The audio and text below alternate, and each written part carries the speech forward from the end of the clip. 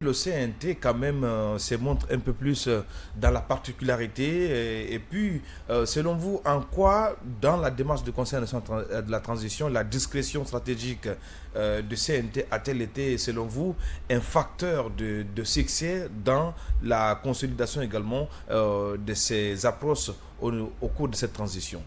Oui, je vous ai dit tout à l'heure en tant que manager, formateur en management, un des postulats qui est connu, ce ne sont pas parfois les résultats qui intéressent les gens. Quand vos résultats sont poignants, parfois ça vous envoie des ondes négatives. Ouais. C'est normal, il ne faut pas que les gens soient étonnés. Quand vous sortez trop de résultats dans un environnement institutionnel, un environnement de travail, et vous pouvez recevoir des ondes. Mais ces ondes-là ne signifient pas que vous ne travaillez pas. Ça veut dire que les gens s'interrogent et ils pensent que votre exploit commence à les piétiner. Ils réagissent. Mais votre rôle en tant que manager, c'est de persister. Ouais. De persister dans la discrétion, pas dans l'affront. Et c'est ce que le CNT a fait, je pense. On a été partout. Cette fois-ci, on était derrière, on était dans les commissions, avec tout le monde, partout, très discret. On accompagnait l'équipe gouvernementale.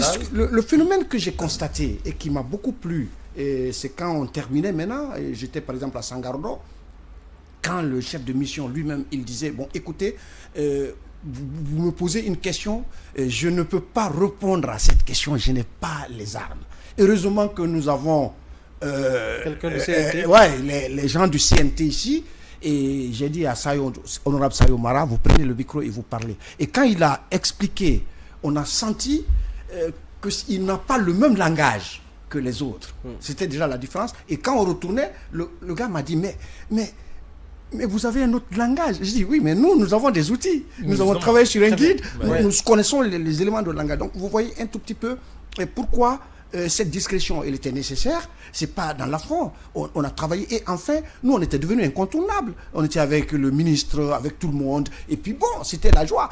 Quand on retardait, on dit, et les gens du CNT, et les gens du CNT. Très bien. 2 fois, 3 fois, on m'a interpellé. C'est intéressant. Monsieur le directeur, vous le disiez tantôt, ce grand taux de participation, voilà, donc historique, 86%, je crois bien. 89% de taux de participation. Comment est-ce qu'on pourrait l'expliquer? Est-ce que vous pensez que c'est le résultat de toute cette démarche participative et inclusive imprimée à l'approche rédactionnelle de la Constitution, ou alors il y a d'autres éléments qui ont dû prévaloir?